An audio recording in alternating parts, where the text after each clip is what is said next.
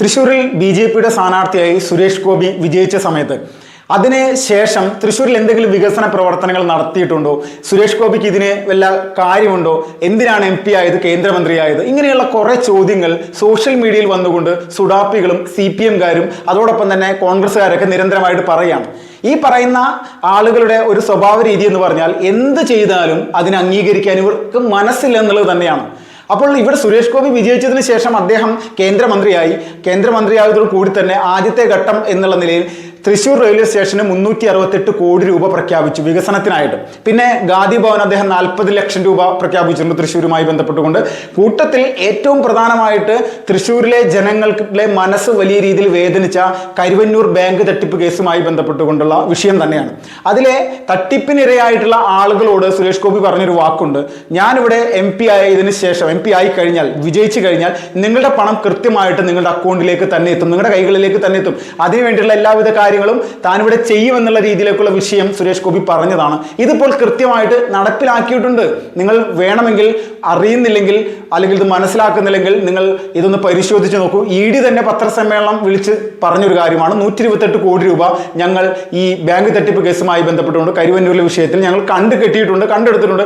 ഈ പണം ലഭിക്കാനായിട്ട്, നിങ്ങളുടെ കൈകളിലേക്ക് എത്താനായിട്ട് നിങ്ങൾ കോടതിയെ സമീപിച്ചാൽ മാത്രമായി, കോടതിയിൽ കൃത്യമായിട്ട് നിങ്ങളുടെ വിഷയങ്ങൾ അവതരിപ്പിച്ചാൽ നിങ്ങൾക്ക് എത്ര രൂപയാണ് നിങ്ങൾക്ക് ലഭിക്കാനുള്ളത് അത് കൃത്യമായിട്ട് തന്നെ കോടതി തരും, അതിൽ ഒരു സംശയമില്ല എന്ന് പറഞ്ഞിട്ടുണ്ട്.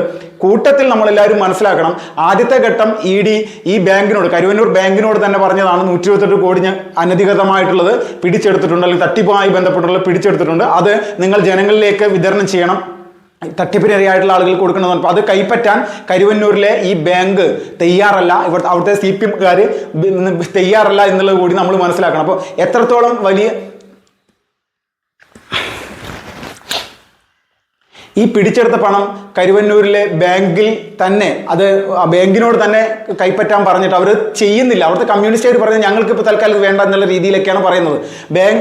ED രേഖാമൂലം ഞങ്ങൾക്ക് ഇതിലൊരു സംഭവം തരുന്നില്ല. ഇങ്ങനെയുള്ള ഒരുപാട് മുട്ടുന്യായങ്ങളൊക്കെ പറഞ്ഞ് ഇതിൽ എന്താ പറയുക, വെള്ളത്തിൽ വീണിട്ട് വീണ്ടും അവിടെ കിടന്ന് നീന്താൻ അറിയാതെയും കൈയും കാലിട്ട് അടിക്കുക എന്നുള്ള നിലപാടാണ് യഥാർത്ഥത്തിൽ CPM എന്ന് പറയുന്ന രാഷ്ട്രീയ പ്രസ്ഥാനം ഇവിടെ നടത്തിക്കൊണ്ടിരിക്കുന്നത്. അപ്പോൾ സുരേഷ് ഗോപി തൃശ്ശൂർ ജില്ലയ്ക്ക് വേണ്ടി ചെയ്തുകൊണ്ടിരിക്കുന്ന നിരവധി പ്രവർത്തനങ്ങളുണ്ട്.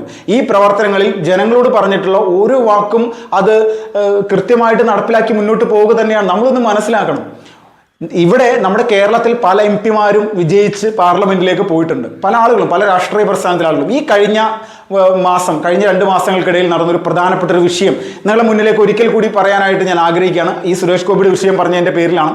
നമ്മുടെ കേരളത്തിൽ നടന്ന കേരള കലോത്സവം, വിദ്യാർത്ഥികളുടെ കലോത്സവവുമായി ബന്ധപ്പെട്ടുകൊണ്ട് തൃശ്ശൂർ ജില്ലക്കാണ് ഫസ്റ്റ് കിട്ടിയത്.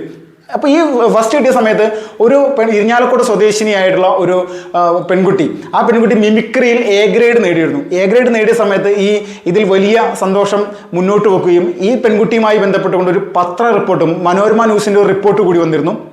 ഈ റിപ്പോർട്ടിൻ്റെ അടിസ്ഥാനത്തിൽ പറയുന്നത് ഈ പെൺകുട്ടിക്ക് താമസിക്കാൻ വീടില്ല, ഒരു ഷീറ്റ് മാത്രം കെട്ടിയൊരു വീട്ടിലാണ്, രാത്രി പോലും കിടന്നുറങ്ങാൻ പറ്റാത്ത രീതിയിൽ വലിയ ഗുരുതരമായിട്ടുള്ള വിഷയമുണ്ട്. അപ്പോൾ ഇതിലൊരു പരിഹാരം കാണാനായിട്ട് ഇവിടുത്തെ ആർക്കെങ്കിലും എന്തെങ്കിലും ചെയ്യാൻ സാധിക്കും എന്നുള്ള രീതിയിലൊക്കെയാണ് പറഞ്ഞിട്ടുള്ളത്. ഇത് കണ്ട ഉടൻ തന്നെ സുരേഷ് ഗോപി ചെയ്ത വിഷയം എന്ന് പറഞ്ഞാൽ തൻ്റെ കയ്യിൽ നിന്ന് തന്നെ 4.5 ലക്ഷം രൂപ എടുത്തുകൊണ്ട് ഈ പെൺകുട്ടിക്ക് ഒരു വീട് വെച്ച് കൊടുക്കാനുള്ള നടപടിക്രമങ്ങൾ ആരംഭിച്ച അല്ലെങ്കിൽ ആ പെൺകുട്ടിക്ക് പ്രഖ്യാപിക്കുന്ന ഒരു വിഷയം തന്നെയായിരുന്നു.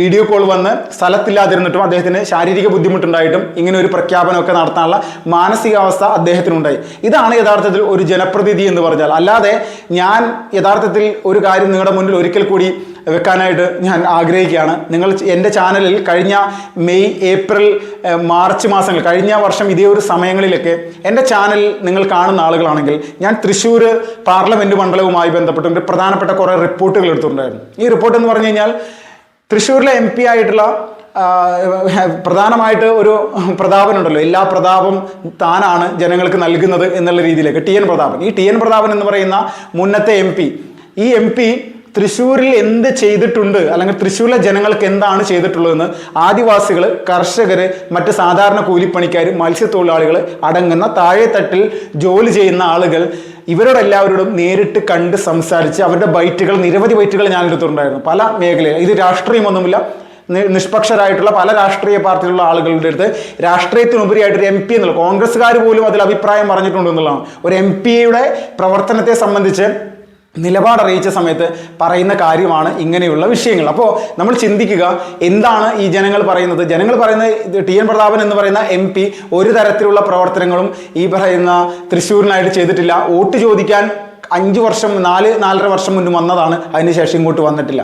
ആദിവാസി ഊരുകളിലേക്കൊക്കെ പോകണം. തൃശ്ശൂർ ജില്ലയിലും ആദിവാസി ഊരുണ്ട്. നിങ്ങൾ മണിയൻ കിണർ പോലെയുള്ള ചില പ്രദേശങ്ങളുണ്ട്, കുതിരാൻ പോലെയുള്ള ചില സ്ഥലങ്ങളിൽ. അപ്പോൾ ഇവിടെയുള്ള ആദിവാസികളൊക്കെ കണ്ടു കഴിഞ്ഞാൽ നമ്മൾക്ക് മനസ്സിലാകും എത്രത്തോളം വലിയ ദുരിതത്തിലാണ് അവർ ജീവിക്കുന്നത്. അപ്പോൾ ഇതുമായി ബന്ധപ്പെട്ടുകൊണ്ട് ഞാൻ ഈ റിപ്പോർട്ട് എടുത്ത് ചാനലിടുകയും ജനങ്ങളുടെ ഇടയിലേക്ക് എത്തിക്കാൻ ശ്രമിക്കുന്ന ഒരു സമയത്ത് എനിക്കെതിരെ വരെ കേസ് കൊടുത്തു. എന്തിനാണ് കേസ് കൊടുത്തത്?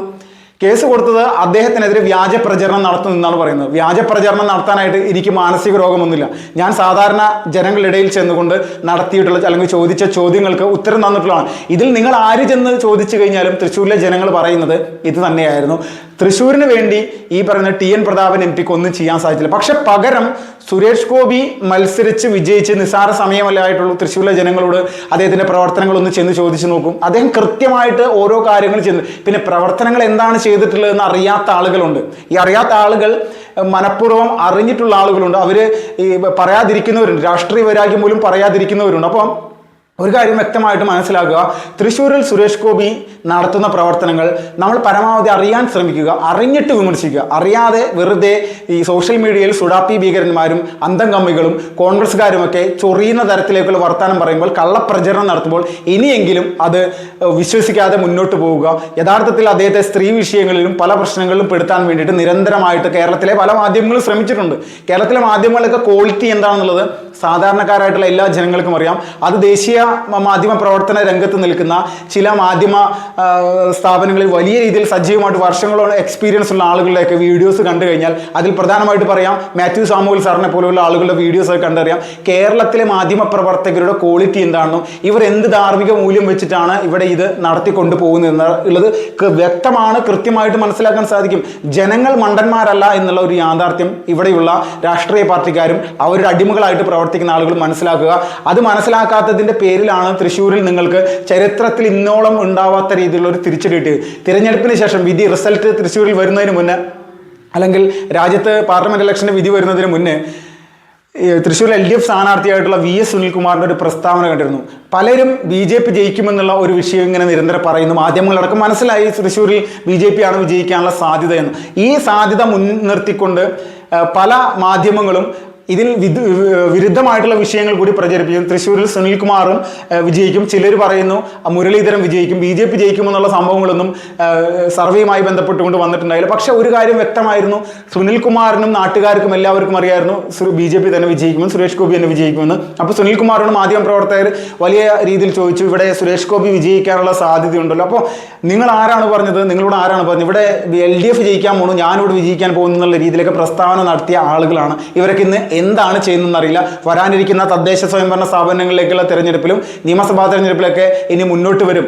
അവർക്ക് അധികാരം വേണം, അധികാര സ്ഥാനങ്ങൾ വേണം, അത് രുചിച്ചുകൊണ്ട് തന്നെ മുന്നോട്ട് പോകാൻ. ഇത് ജനങ്ങൾ തിരിച്ചറിയുക. സുരേഷ് ഗോപി വൃത്തിയായിട്ടുള്ള രീതിയിൽ അദ്ദേഹത്തിന്റെ പണി തൃശ്ശൂർ പാർലമെന്റ് മണ്ഡലത്തിൽ എടുക്കുന്നുണ്ട് എന്നുള്ളതിൽ ഒരു തർക്കവുമില്ല.